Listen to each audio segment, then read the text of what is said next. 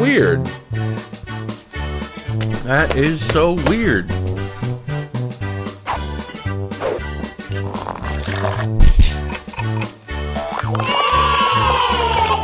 It's time for another Ramen Abyss.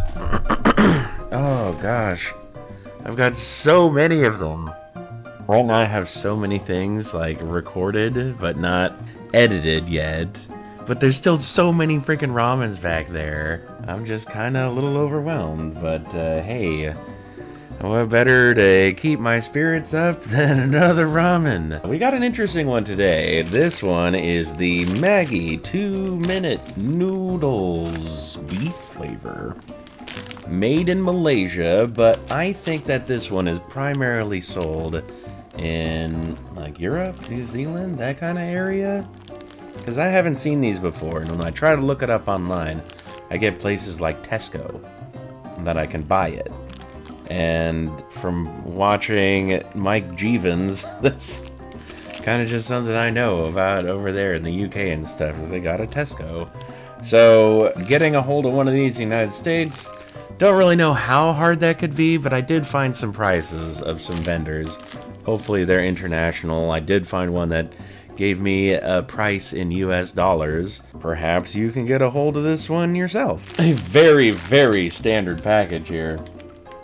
Oh baby, that's as simple as it gets. Not too drawn to the outside of it, but the layout on the back is pretty nice. It gives you the directions, it gives you the ingredients, kind of a small block of notation for the ingredients. And then we have like this testimonial here on the back too. Good to know. Boost the goodness in your bowl by adding lean protein such as cooked. Oh, well, it's just saying, hey, like fucking put something in it, noob. This is just salt and a little bit of carbohydrates. Maybe add some nutrition to it somewhere. Such as cooked chicken, beef, or prawns, and plenty of vegetables. Make it easy by adding a half a cup of mixed frozen vegetables to help increase your daily vegetable intake. So yeah, I mean, I guess that's just a good rule of thumb when you're talking about ramen and all the sodium and stuff that you get in to your body by eating it. Speaking of which, how about some sodium, baby? Are you gonna fudge me? Are you gonna try to fudge me? Nope, serving size per pack, 1. Sodium in that one serving is going to be 920 milligrams. Not too shabby. Comparing this against Maruchan, what is a standard chicken Maruchan ramen in terms of sodium?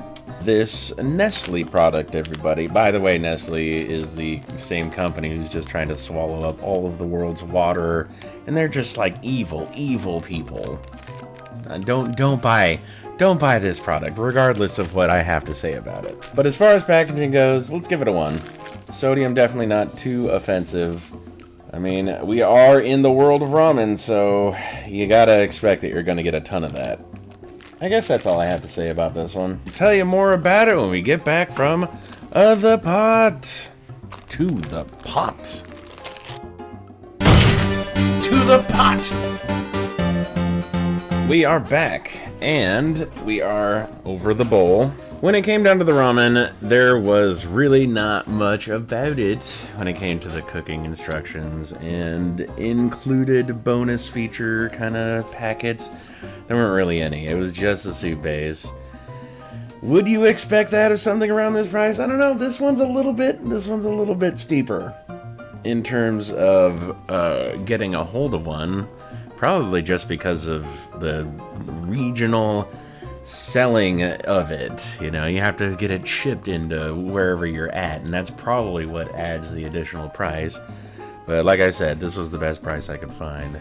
It's like $4.20 for a 5-pack or something. It's like, that's not great, but it's still under $1 a piece, and that beats most of the other prices I could find for it. That being said, this is going to have to impress me quite a bit, because like, why would I pay more to have something shipped in, equal in flavor to something with much greater value? It definitely appears to be the standard kind of Maruchan look to it. Kind of that generic darker brown broth. And when I think of the beef flavoring in Maruchan, like the red packet, I'm like, hey, this is one of the worst attempts at this that I know, but it's still acceptable. People are still just down for the beef flavor.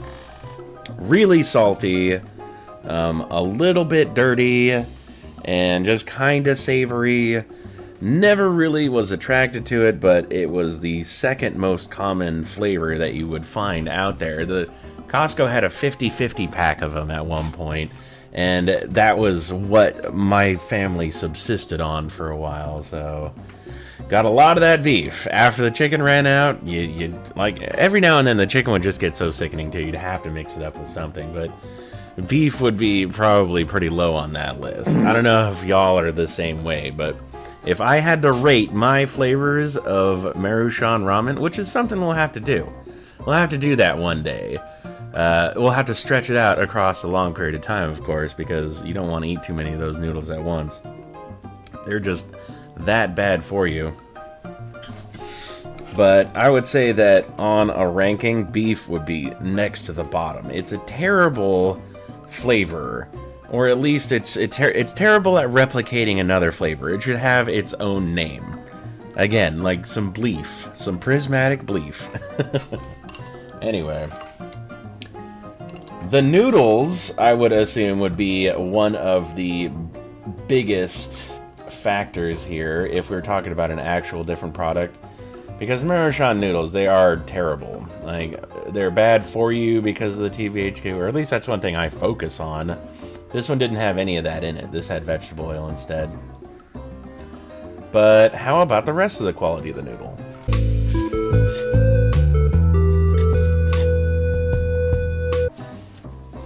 Weird. That is so weird. These noodles, they taste like they're made from wonton wrappers or something. There's more of a pastry element to these noodles. Completely different than anything I've ever had.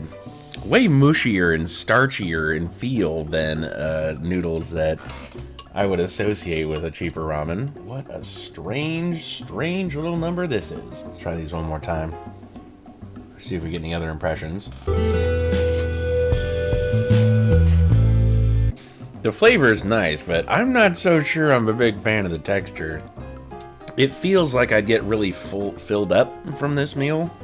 Like the noodles, they're hearty, but they're also heavy.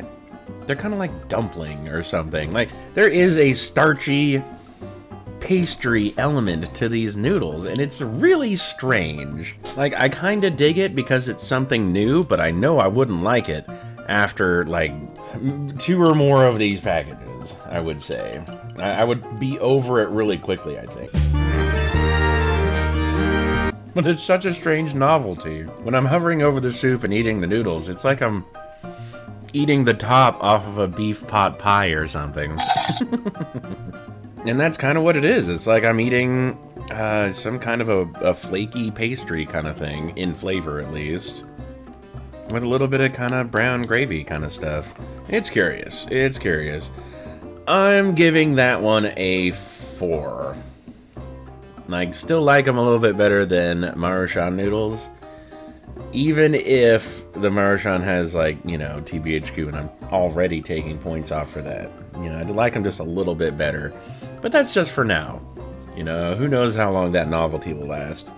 It is a little bit understated for the broth. Again, we're working with a little less salt than we would have in the dirt cheap ramen that we have over here, so that's got to be taken into consideration. The flavors are nice though. I mean, it's a little understated, but at the same time the flavors are full.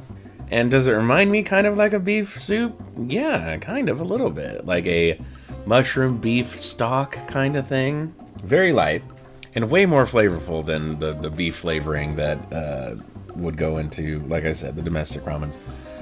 You gotta stop comparing it to that, but that's all I can think of right here with this meal.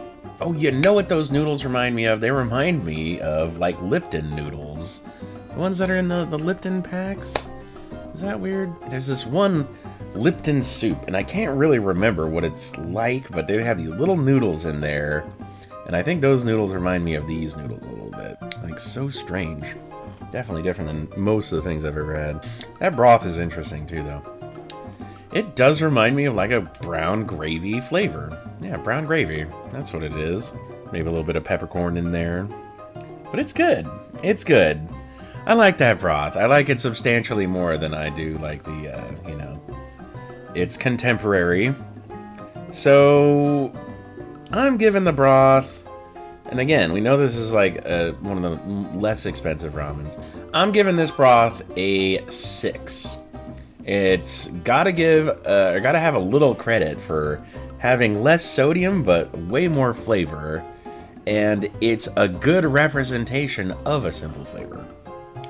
Maybe even it goes past a little bit of simple flavor into something that's really delicious, really delectable. Like, oh man, hook me up with that brown gravy, just pour it into my mouth. Brown gravy's good. So maybe that's why. Maybe I'm a little bit already predisposed to liking that kind of thing. Real trashy foods. I'm going to throw the rest of my ingredients in here, and we're going to enjoy this soup. What else do we have to talk about? We got to talk about the bonus features. 0 bonus on this one. It's going to have to run on all of its other merits, because what do you got here? You got a soup base. They're relying on you to include everything else in it.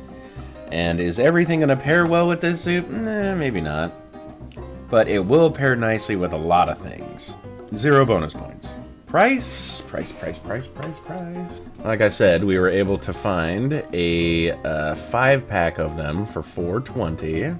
So that runs into the 84-cent price range. 70 cents to 90 cents. That's the 7 out of 10 bracket. So pretty good. You are getting your money's worth with this product. Maybe the noodles aren't to your liking, and I would kind of agree with you. They are going to be situational, but they are very distinct. If you haven't tried these, maybe pick them up, see if you like them. Because, like I said, even like if you aren't into the texture of them, you might really, really be into the flavor. I really like that. I like myself a beef pot pie. So here are my final deliberations, everybody. We'd like to thank you ever so much for joining us on another episode of the Ramen Abyss. Go check out my Patreon, please. Help me out. We'll see you guys later. Oh, boy. Thanks for watching, everybody. And an extra special thanks goes out to everybody supporting me on Patreon. I couldn't do it without you. If you like the kind of videos I'm putting out, please consider signing up. And please watch me over on Twitch, where I stream things like Binding of Isaac and Jackbox.